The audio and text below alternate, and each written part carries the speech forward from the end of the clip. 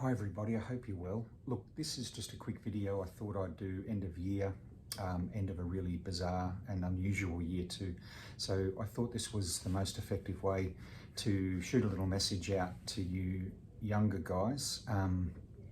There's a handful of you guys who are new investors and whose parents are good clients, and so I thought this was a good way to give us a little summary of the year that's happened, and reinforce some really good learnings that we've all had from this year, me included. I've learned more this year, I think, than I have since probably the GFC. Well, you're always learning, of course, but this has been a remarkable year for reasons we probably know.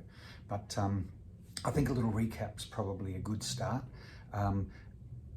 Most of you guys, what I'm looking at here is just a picture, the last 5 years of the Australian index, All Ordinaries Index, just as a guide. You guys have got more diverse portfolios than just this index, but this is a good picture about the themes of the year and the flows and how things rolled out. So it's a good picture to refer to when talking about your portfolios. Now, you'll recall, most of you guys came in around, over the last couple of years. So if you look at your balances now, you'll probably be, depending on exactly when you started, but back similar to where you began, which is a perfect reminder of the lesson of volatility, which is that it's where it's good quality assets, blue chip shares, as you would call them, well researched, well diversified, well managed, then we look at volatility in terms of time. It's not loss of money per se, where you'll never get your money back. It's more loss of time, which is why younger people, if their purpose is long-term investing, or even middle-aged people like me, if your purpose is long-term investing, then you can afford to take on risk, because we're not talking about losing money. We're talking about it taking time to recover from these drop-offs that we'll have from time to time. The point is, you're probably looking at balances and you may be going, well, gee whiz, this is back to where I was 18 months or 2 years ago. So yep, that is an impact of what we're talking about. And it can happen, you'll see even from the 5-year chart that this drop-off we had during March, 5 weeks in March, it was more than 30% in the Australian market, which is the largest drop, or the fastest drop, I should say, of 30% or more ever. So it was remarkable, and it came out of the blue, as we all know. So a quick recap on how we handled things with you and your portfolios.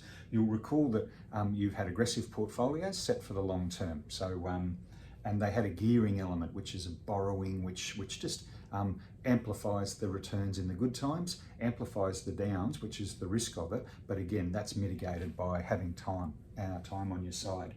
Now, you'll look back at your reports and see that you had a stellar 2019 calendar year. Things were going great. Then bam, the virus came along. Now, we resisted changes through here because that's typically the approach we want to take. We want to be steady. We want to stick to our strategies. So we resisted through there, and of course the portfolios suffered some capital losses or some paper losses along the way. This bounce back happened, and the bounce back was stronger than we really expected, to be blunt. As this thing was bouncing back, you'll recall that throughout this time here, this was end of March, so through April, May, and into early June, depending on when you responded, we kept the portfolios. We did recommend a change. We kept the portfolios 100% allocated to shares, traditional global Australian shares, but what we took out was the gearing element. Okay, so we sort of resisted and got a bit of bounce back there, but at this point, if you recall, it was becoming more and more the theme or the consensus view that this bounce back was a bit illogical. Maybe it was sentiment driven or relief driven that the fall had stopped. At that stage, there was no sign of vaccines. There was no real understanding of the economic fallout in full. JobKeeper was in. People were wondering what would happen really when JobKeeper came along. Yet still the markets, not just in Australia but around the world, kept recovering. So we and most in the investment committee were still expecting a second drop-off to happen down here at some stage. Now, that was the prompt for me to say, well, let's stay in shares just in case, and to keep our long-term strategy intact, but also look, let's just take the gearing out, because that's another amplified risk in a time of complete uncertainty. A virus was something none of us knew, how it would fold out. So we just took the risk out there, just because another drop like this, which was being talked about by some, would have been just devastating. So that was our action, my suggestion. So what's happened, of course, subsequently then is things sort of padded along up and down for a little while, but then we hit late October, early November, and two things happened. Elections in the US turned out not to be a disastrous, violent, internal conflict, civil war kind of thing.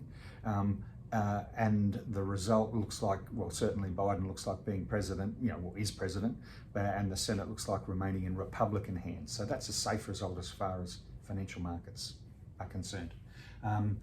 And the other thing that happened then was vaccines for the virus. So that gave an immediate boost in confidence. And there you've seen November recover as it is. So I think early in the new year we'll talk about maybe bringing the gearing back in, but I'll speak to you each one-on-one, I think, then. But I wanted to get this message out just as a bit of a recap. What has it taught us? It's taught us a lot of things. I guess it's taught us that even you stick to your strategy. I mean, we made a minor change to the strategy, but that was just because of that complete uncertainty. But I guess what it shows, if you had a crystal ball, you would go, well, no, we should just hang on and wait. Maybe we should, but there was plenty of unknowns there. What I guess it would say is that even things like viruses, the markets will find a way to punch through. It's just a matter of whether you have the comfort levels in sticking with it. Look, I think otherwise it's just been a rather unusual and chaotic year, but it shows that things remain the same. Invest in good quality, invest for purpose. Always make sure that what your investment aims are. And if you've got a genuine long-term approach, one that you can add to, small additions is something I'd suggest where you can, as long as that money is something you won't miss, then you stick to those basic things of investing for the long term, investing in high quality, well-managed things, but having a real clear sense of what your investment's there for, why you're doing it. Look, that was a fairly quick summary.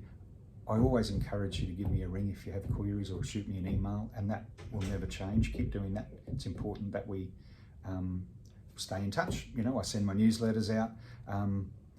So what I want you to do is just, like I said, stay in touch. Have a think about things. Give us a ring if you wish to. We'll be in touch probably early in the new year just to see if we want to stay where we are or look to reset a little bit. Other than that, I hope you have a really Merry Christmas. I hope you're well. I hope your families are well, and enjoy yourselves. We all deserve a bit of a rest after the year we've had, so enjoy it, and we'll see you on the other side. Take care. Bye-bye.